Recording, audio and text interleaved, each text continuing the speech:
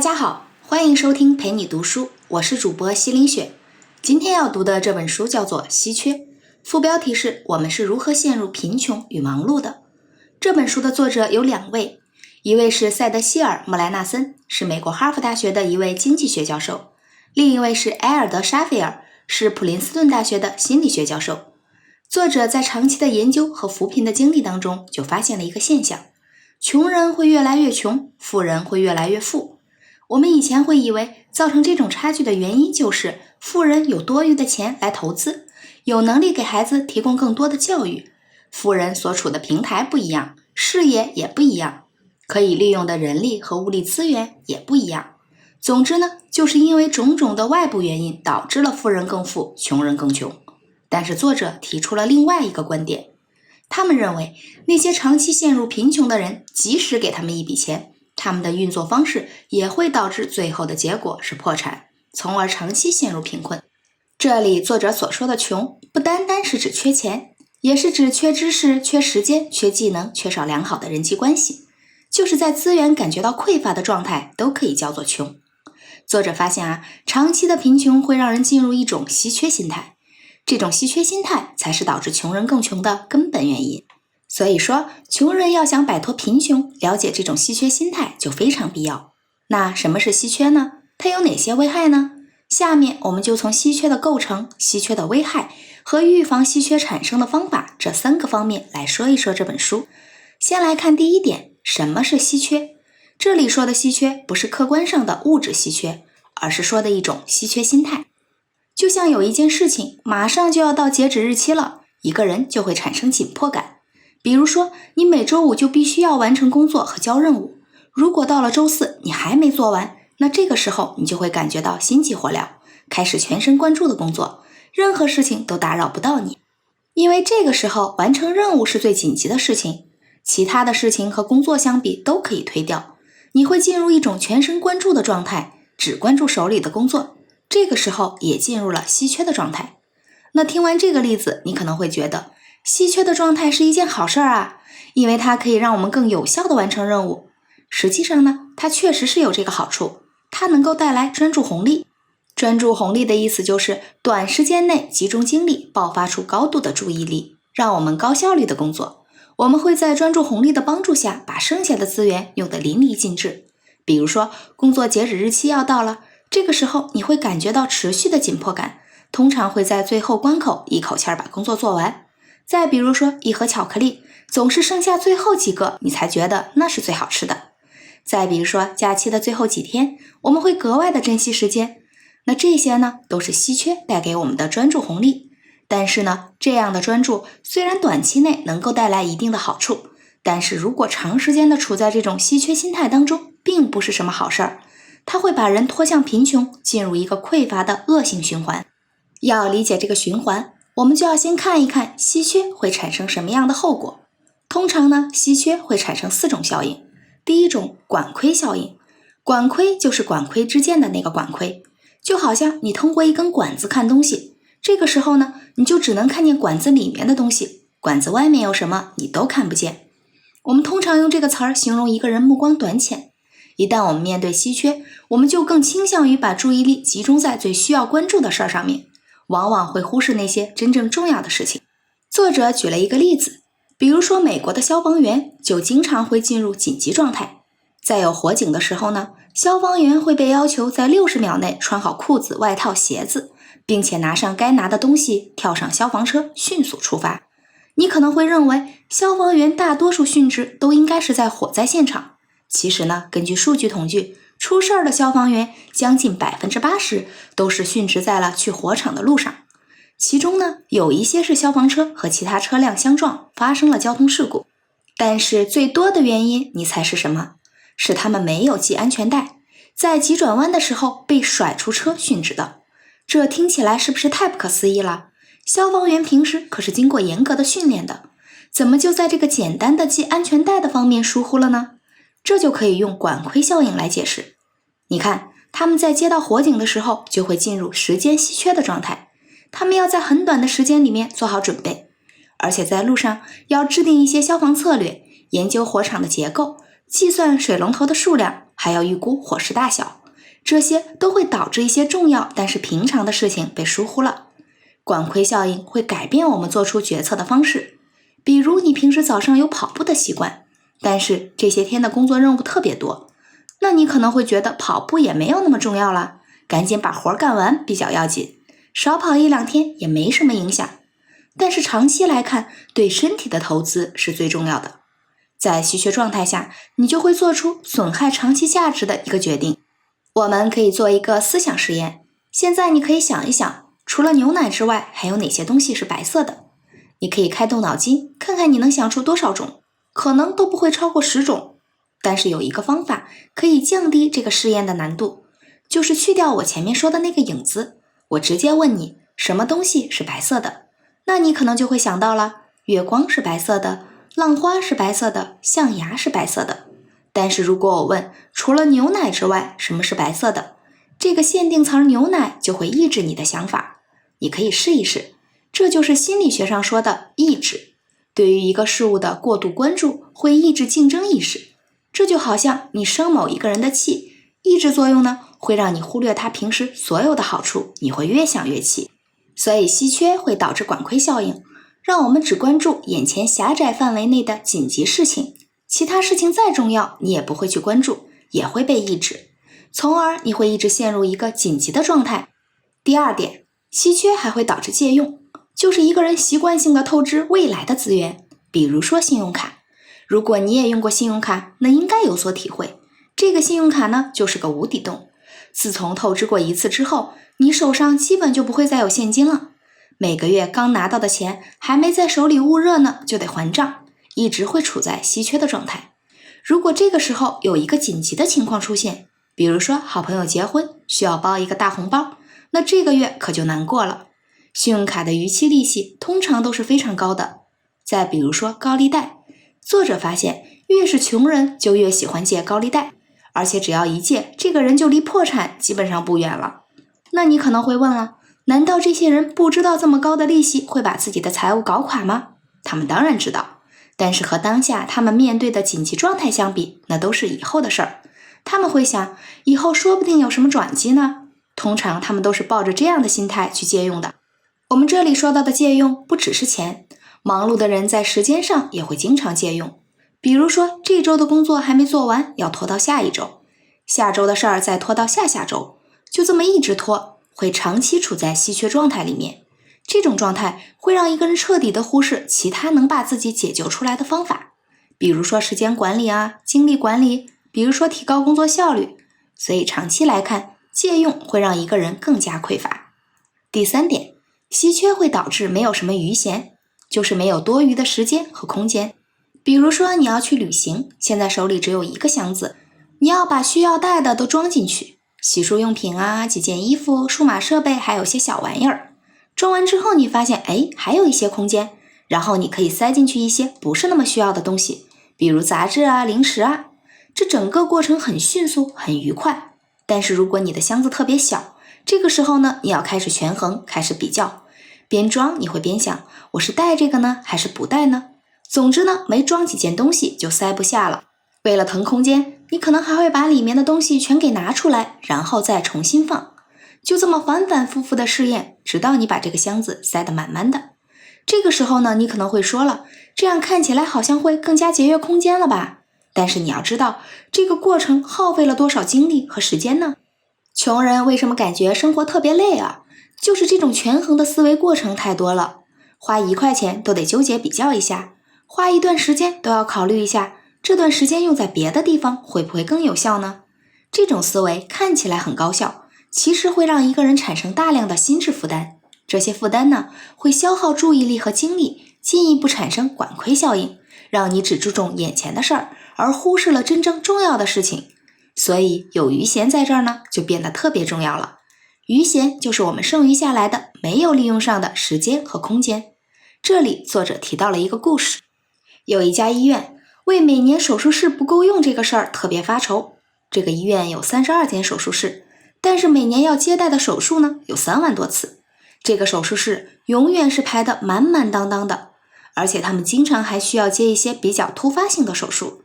医生们最怕这种突发性的手术了，因为一旦有一个突发事件，本来排好的日期全都得往后推。医院的医生呢，每天都做手术，实际上都是在补上个礼拜留下的坑，就是没做完的手术。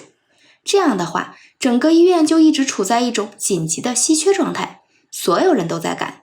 你可以想象一下，医生长时间加班，首先身体是扛不住的，工作效率一路下滑，失误率也是一路飙升，医院就得为他们手术失误付出高昂的补救费用。那怎么解决这个问题呢？那你可能会说了，多准备几间手术室不就解决问题了吗？但是理论上，弄再多的手术室也不够用啊，因为手术的需求永远会比手术室的资源要多得多。那到底怎么办呢？医院就请了一位顾问来出主意。这个顾问了解了情况以后说，这个很简单，不是有32间手术室吗？留一间备用，专门用来应对突发性的手术。医院的领导听了以后就觉得不行，手术室本来就不够用啊，还要拿出来一间闲置，这不是浪费吗？这个顾问也没说那么多，就说你先试试看。结果呢，医院一试，果真有效，手术的接诊率上涨了 5%， 下午3点以后，接待手术的数量下降了将近一半，手术的失误率也是大幅下降了，效果是立竿见影。那这是为什么呢？其实这就是余弦带来的好处，因为这个顾问发现，医院的手术可以分为2种，一种是计划之中的，另外一种是计划之外的。现在计划之中的手术已经把手术室全都占满了，一旦出现了计划之外的，就会影响整个手术安排的进程。但是改变这个进程付出的成本，医院从来就没有想过。什么成本？首先是经济成本，医生的加班费、医疗的成本，医生要是手术失误导致了医疗事故的赔偿费用。还有就是效率成本，医生每天加班加点的工作，每一次手术都比上一次用的时间更长，效率更差，这个成本算下来就是一笔巨大的账。看完了这些成本之后，你就会发现，手术室的稀缺并不是空间的稀缺，而是没有能力用现有的手术室来处理紧急情况。解决的方法就是留一间出来，这样突发性的手术就不会影响日常的排期，上面提到的所有成本就可以全省了。医院也会从这种稀缺状态里面跳出来，可以有条不紊的工作。其实呢，这种状态和负债累累的穷人特别像，穷人的抗风险能力特别低，一旦有个风吹草动，就会进入稀缺状态。比如说每个月的钱都在还上个月的债，这么一来成本其实是非常高的。事实上，很多系统正常运转都要靠一定的余弦。你有没有见过以前的磁带？这个磁带上面和最后都会留下一些空白，这样才能够保证整段磁带不会被扯断，磁带才会有更长的寿命。比如说洗衣机装得太满就转不动，再比如说路上的汽车，如果说道路的占有率超过了 85%， 堵车的概率那是100%的。只要这个车多到一定的程度，就一定会堵车。就是因为只要有一个司机踩一脚刹车，那后面所有的司机都会停下来。所以说，任何系统留一定的余弦都非常重要。它不是对资源的浪费，而是让系统更加高效运转的保证。从这个角度来说，稀缺的本质就是没有余弦。余弦可能会让一个人的效率不是那么高，但是它带来的正向收益却是非常高的。它是一种奢侈的心理享受，一种让我们面对生活的琐事不需要权衡，犯了错误也无所谓的奢侈享受。这种享受对一个人的幸福感是至关重要的。就像梭罗说过，一个人的富有程度和他能舍弃之物的数量成正比。第4点，也就是最重要的一点，稀缺会引发带宽的不足。那什么是带宽呢？带宽就是我们的计算能力、关注能力、决策能力、执行能力和抵抗诱惑能力的统称。我们从处理日常的事情到思考问题都需要带宽。你可以把带宽想象成一条高速公路，这条路呢有一定的宽度，可以同时行驶的车辆数量是有限的，一般可以并排开7辆车。也就是说，我们平时最多只关注7件事情。如果说超过了7件事儿，就会引发带宽负担，这条路就会拥堵，所有车辆的行驶速度都会下降的，严重的时候还会引发车祸。那你可能会问了，为什么是7件呢？8件事儿行不行啊？其实也行，就是一个大概的推算。你仔细想一想，我们手机上经常打开的手机应用，是不是经常不超过7个？你经常交往的联系人，是不是也不会超过7个？经常去的地方也不会超过7个。7通常是人类认知所能承受的一个临界点，超过这个数字，一个人就会产生严重的带宽负担，这个时候就会感觉到精力不够用。我们都知道，大脑一次只能处理1件事情，有7件事情要处理的时候，就感到精力不够用，有疲惫和无力的感觉。如果人进入到了稀缺状态呢，这个带宽会进一步缩小。而穷人之所以穷，很大程度上就是因为带宽不足，他们通常会忽视一些很重要的事情。再举个例子，比如说全世界 2.85 亿人有糖尿病，糖尿病现在基本上都可以治了，虽然说不能彻底根除，但是不会要人命。那为什么每年还会有大量的人死于糖尿病呢？原因很简单，就是这些人没有按时服药，包括一系列其他的病都是一样的。大多数的时候都是因为患者不按时服药才引发的严重后果。而且研究还发现，穷人在这个比例当中占大多数，越穷越不按时服药。再比如说，农民都知道定时除草可以大幅度的提高农作物的产量，但是全世界贫困地区的农民往往就是不除草，是因为这些人懒吗？也不是，他们要提前种种子、浇花、施肥，这些人往往整天非常忙。可是呢，就是在能够大幅度提高收入的除草这个小事上不愿意做。实验结果发现，穷人还有很多方面的不足，比如说美国的穷人普遍更胖，他们也不怎么让孩子接受教育，不会去买保险，也不会打疫苗，不会定期储蓄，更不会投资。难道这些人不知道做这些事情很重要吗？如果问他们，他们也会认为这些事情很重要，但是并不紧急啊，他们只关注紧急的事情。这些问题其实都可以用带宽来解释。穷人的带宽更窄，他每天遇到的事情会占据大多数的带宽，就没有精力去关注长期来说很重要的事情了。他们每天都会为了生计焦头烂额，这里要怎么省钱啊？这个东西是不是特价？房租快到期了，没有钱怎么办？明天要交任务了，时间来不及了怎么办？简单的说，他们的心被占得满满的，根本就没有余闲去想一想怎么样才能摆脱这种困境。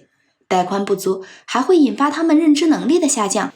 比如说，作者就做了个实验，第一次测试让他们什么都不去想，去做测试题。第二次测试提前对他们进行诱导，让他们想一想自己的经济状态，让他们关注自己缺乏的东西。这2组测试结果显示，第一组的分数要高很多，基本上是第2组的2倍。这就表明了带宽不足会影响智力水平。带宽几乎支撑了我们各种各样的行为。我们用带宽去判断别人的面部表情，控制情感和冲动。我们用带宽读书思考。如果带宽不足，就会进入一种游离的迟钝状态。作者和很多穷人对话的时候，就发现了这个现象。这些人呢，晚上睡不好，思控能力更差，遇到难题的时候更喜欢抽烟喝酒，让自己陷入更大的麻烦里。所以穷人不服药、不除草、不买保险、不储蓄和不投资，都是因为他们不重视这些事情。穷人真正缺的不是时间，不是金钱，而是带宽。他们需要有一定的注意力去关注真正的长期规划，去学习新的技能，去定期理财，这样才能最终跳出稀缺的怪圈。从前面这4点，我们可以清楚地看出来稀缺陷阱是怎么形成的。对于穷人来说呢，因为没有钱，所以注意力全部要集中在钱上，大脑所有的事儿都和钱有关系。各种各样关于钱的事儿，让这个带宽变得不足，变得容易冲动，失去控制，导致认知能力的下降，做出更错误的决定。比如说借用啊，比如说透支，最后进入还债的无限循环。简单来说，太在意什么，就往往会局限自己的眼光，造成恶性的循环，反而更不容易得到。这就是我们平常说的，你越想赚钱越赚不到。相反的，你要是把目光放在别人的需求上，尽力的去服务别人，反而容易赚到钱。那你要问了，怎么避免进入这样的状态呢？作者给我们提了3招：节约带宽、留有余闲、设置提醒。我们先来看第一个，节约带宽要怎么节约呢？就是减少日常生活中需要做决定的琐事。比如说扎克伯格每天都穿一样的衣服，这样就减少了选择的麻烦。生活里面这种权衡式的思维越少越好，至少呢，不要为了几块钱斤斤计较，也不要为了省几块钱去浪费大把的时间。不要老想着自己缺的东西，把注意力放在真正值得的事情上面，集中在可以长期积累的事情上面。有效利用带宽是摆脱稀缺的重要方法。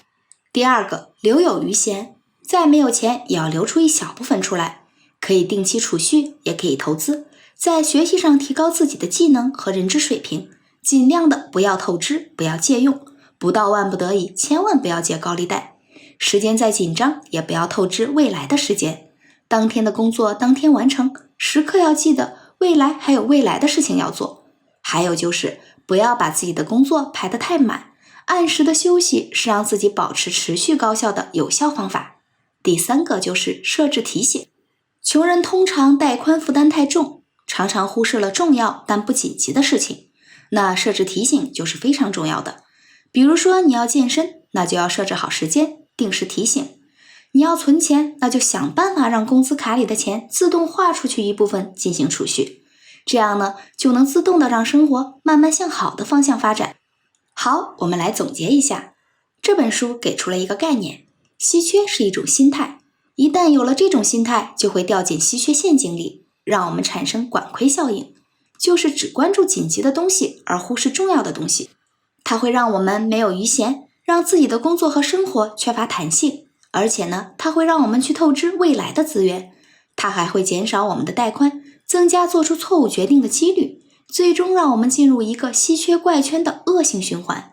如果想逃出这个怪圈，方法有3个，一个是节约带宽，减少权衡式的思维，第二个就是留有余闲，让自己的效率更高，第三个就是设置提醒，让重要的事情及时出现在视野当中。所以说到底，稀缺是一种心态，穷人和富人根本的区别就是对资源的运用和对自身能力高低的区别。有时候改变一点点心态，调整一点点生活的节奏，就会像多米诺骨牌一样引发连锁效应，让自己的生活从恶性循环导向良性循环。关键就在于想不想摆脱穷人思维。稀缺的资源一点都不可怕，这个世界不缺资源，最可怕的就是稀缺心态。